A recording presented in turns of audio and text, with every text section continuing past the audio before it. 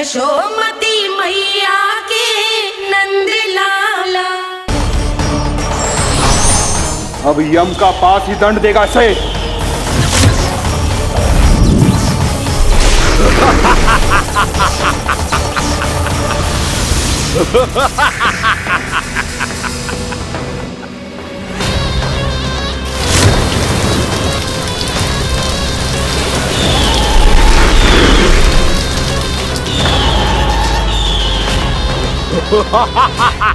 तूने जल की धार को भले ही काट दिया हो दुष्ट, पर हिम में धार नहीं होती।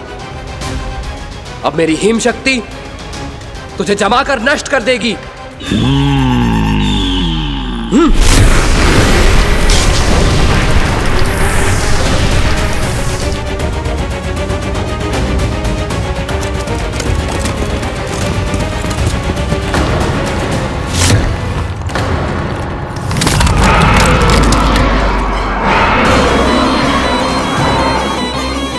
चंद्र, वरुण, यम, अग्नि, इंद्र, तुम में से कोई भी इस योग्य नहीं है कि मुझे पराजित कर पाए और इस विष्णु अवतार की रक्षा कर पाए।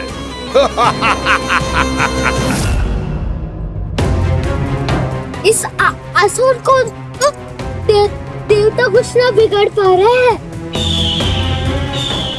अब क्या होगा खाना का? बकासुर, मैं अपनी किरणों की ताप से तुझे छल्दी छल्दी कर दूंगा।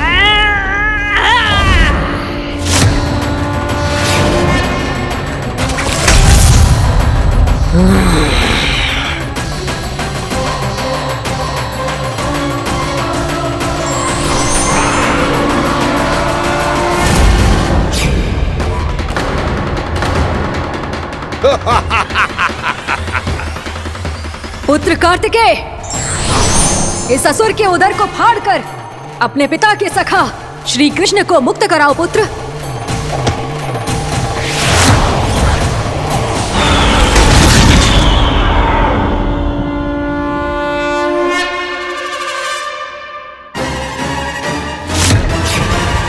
मैंने कहा था, तुम में से कोई भी मेरा बाल भी बांका नहीं कर पाएगा। तुम देवताओं का तो सामर्थ्य ही क्या, स्वयं देवों के देव महादेव भी मेरा कुछ नहीं बिगाड़ पाएंगे। कृष्ण को अपने उदर में ही पचा जाऊंगा मैं।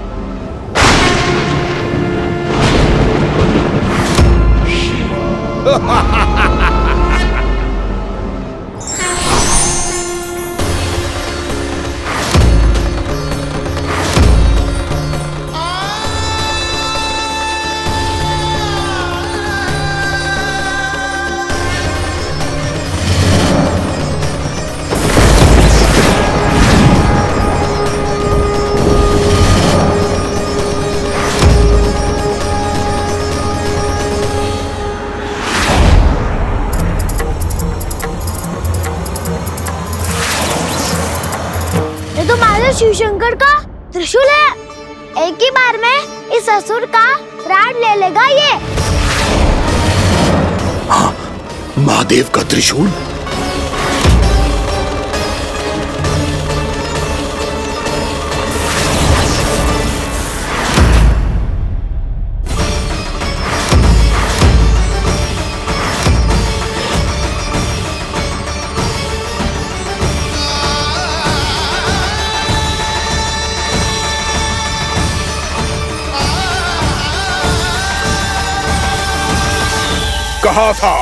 कहा था मैंने, स्वयं महादेव भी मेरा कुछ नहीं बिगाड़ सकते। अजय हूं मैं, अजय।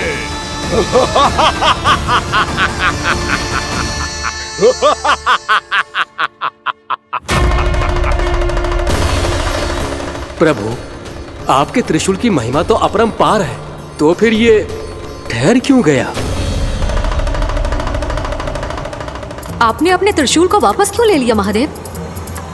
इस दुष्ट का संहार क्यों नहीं किया? क्योंकि इसकी मृत्यु मेरे हाथों नहीं, मेरे सखा नारायण के अवतार श्री कृष्ण के हाथों ही होगी, और यही विधि का विधान है। पर पिताजी, श्री कृष्ण तो इस असुर के उदर में फंसे हुए हैं, हम उन्हें मुक्त कैसे कराएंगे? ये उन्हें स्वयं ही मुक्त करेगा पुत्र। श्री कृष्ण अपने अपमान से क्रोधित नहीं होते, पर अपने भक्तों का अपमान वो क्षण भर भी सहन नहीं कर पाते। वकासुर यही भूल कर रहा है, हम सबका निरंतर अपमान करके वो उन्हें क्रोध दिला रहा है। वो ये नहीं जानता कि शीघ्र ही उन्हें अपने उदर में रख पाना उसके लिए असंभव हो जाएगा।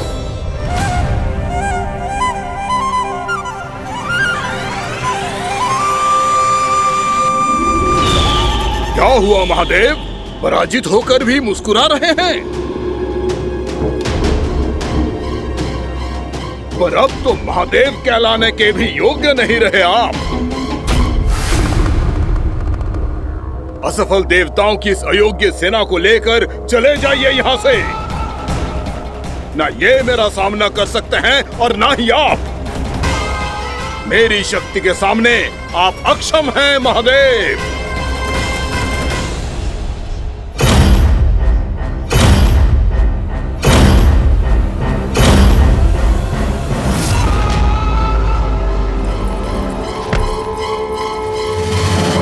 सुधा, जिस दुष्ट ने मेरे लल्ला को निगलो है ना, भीतर से जलेगो, छटपटाएगो, पीड़ा से कराएगो। जिस दुष्ट ने मेरे लल्ला को निगलो है ना, भीतर से जलेगो, छटपटाएगो, पीड़ा से कराएगो। ये क्या हो रहा है मुझे?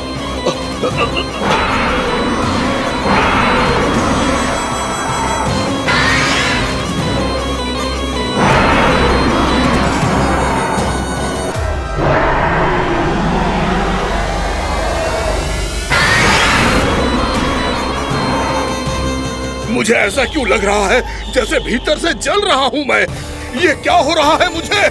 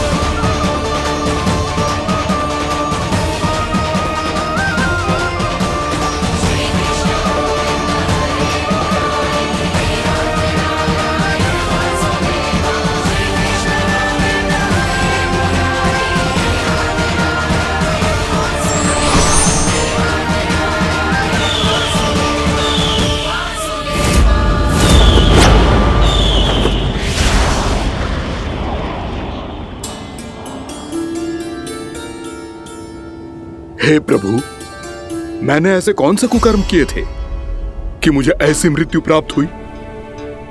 और ऐसे कौन से सुकर्म किए थे कि आपके हाथों से मुझे मोक्ष प्राप्त हुआ है प्रभु?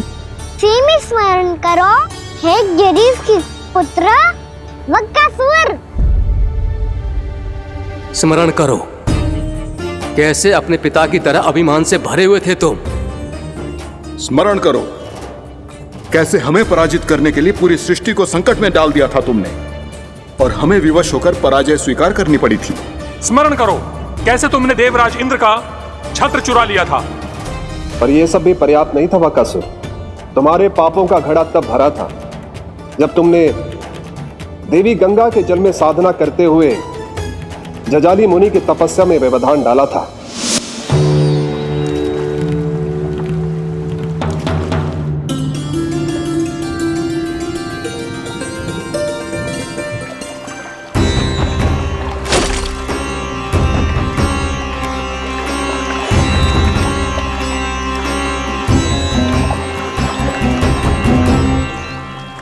रुक क्यों गए चालक? नौका को आगे की ओर ले चलो। आगे बढ़ना उचित नहीं होगा महाराज। यहाँ से कुछ ही दूरी पर जालजली मुनि तपस्या कर रहे हैं। तो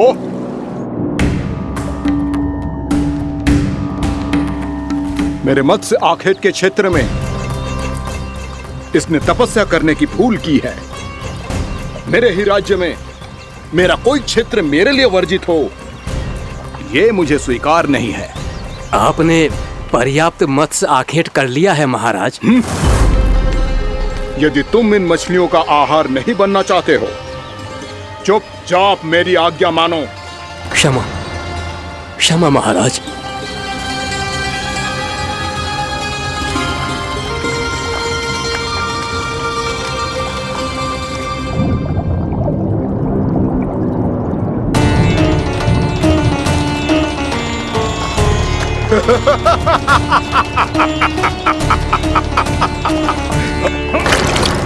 मुनिवर, रक्षा कीजिए, रक्षा कीजिए मुनिवर, हमारे प्राण बचाइए मुनिवर, मुनिवर हमारे प्राण बचाइए।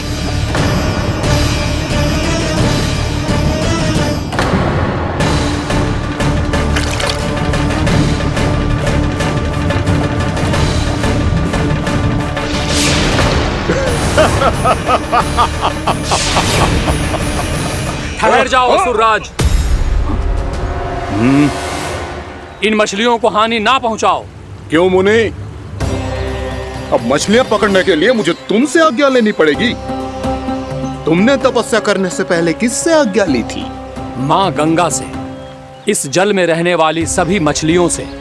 इस उपकार के बदले इन सभी मछलियों को रक्षा करने का वचन दिया था।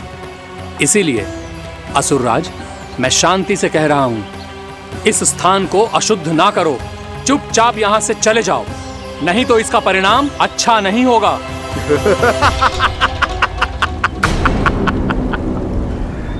तुम जिन देवताओं की तपस्या कर रहे हो ना मुनि, उन्होंने भी मेरा कुछ नहीं बिगाड़ पाया था, और तुम मुझे धमकी देने का दुस्साहस कर रहे हो।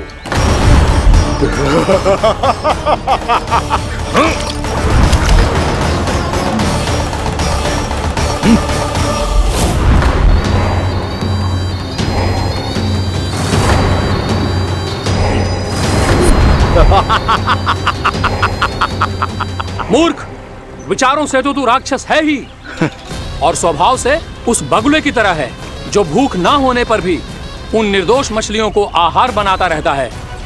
इसलिए अभी इसी क्षण से तू वकुला का जीवन जिएगा। ये मेरा श्राप है, ये मेरा श्राप है।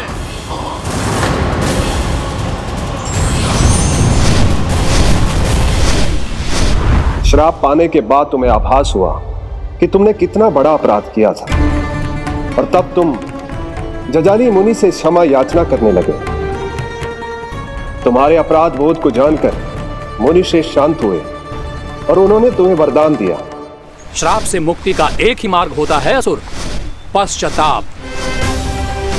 तुम्हें अपने भूल का पश्चाताप है, इसीलिए मैं तुम्हें वरदान देता हूं। तुम्हें मेरे श्राप से मुक्ति अवश्य मिलेगी। स्वयं प्रभु श्री नारायण के अवतार इस बगुले के देह के बंधन से तुम्हें मुक्त करेंगे।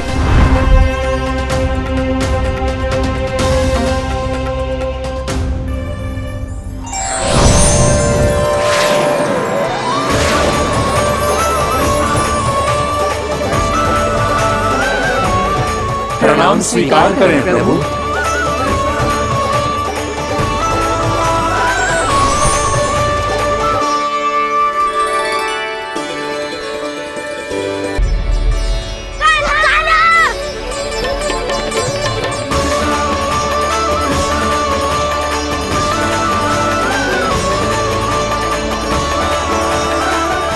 मुझे ना बताओ कि तुम सबने क्या देखा है, चाहे जो देखो है, बस मैया से कछु मत ही बताना।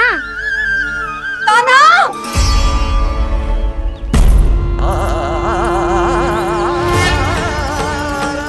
कान्हा!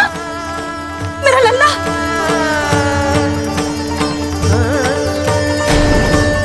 भानु बता रहा था तुझे कोई असुर पंछी निकल गया था। हाँ?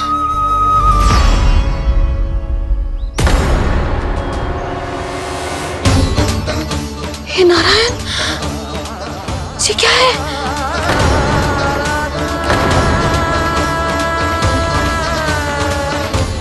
ये सब कैसे हुआ लल्ला? हाँ? कोई बताएगा मुझे ये क्या है?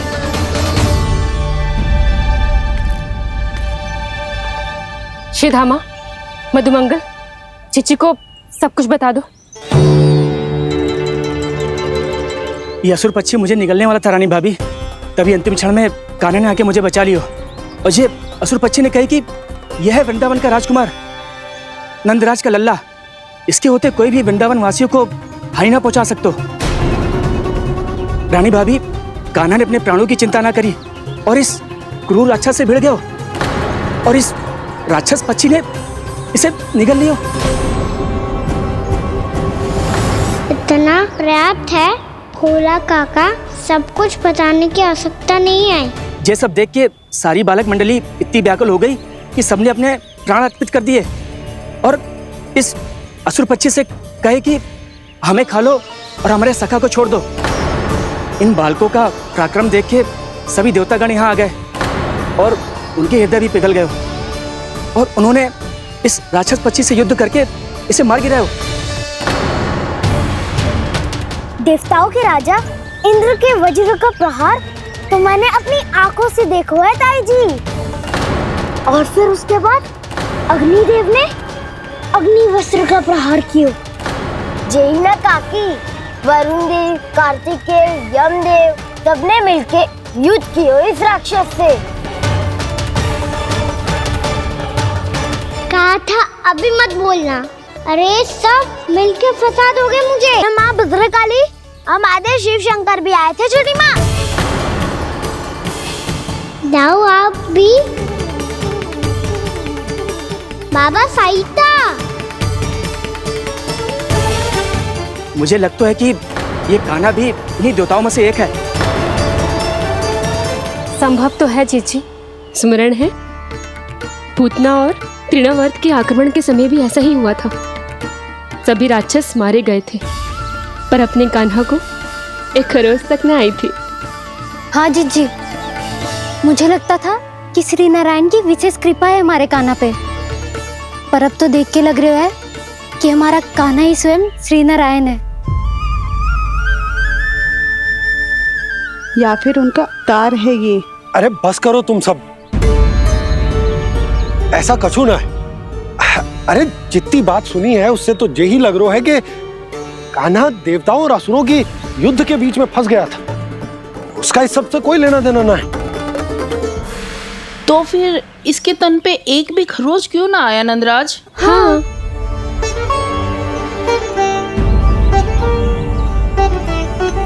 है काकी, खरच तो है। दिखा लल्ला। भैया बात पीड़ा आ रही है, कुछ करो ना। चिकोपिया भी ना अति करती है। श्री नारायण का अवतार हो तो इतनी तनिक सी खरोच पे ऐसे रो तो क्या? बस बहुत होगा। अब तो तुम सबने सीमा ही पार कर दी है। कभी से श्री नारायण बुलाते हो, कभी श्री नारायण का अवतार।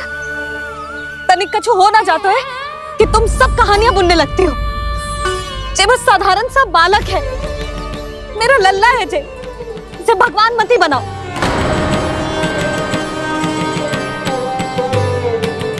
और तू, क्या आवश्यकता थी तुझे यहाँ आने की? हाँ, वो भी मुझे बिना बताए। मेरे साथ छल करके आयो है तू।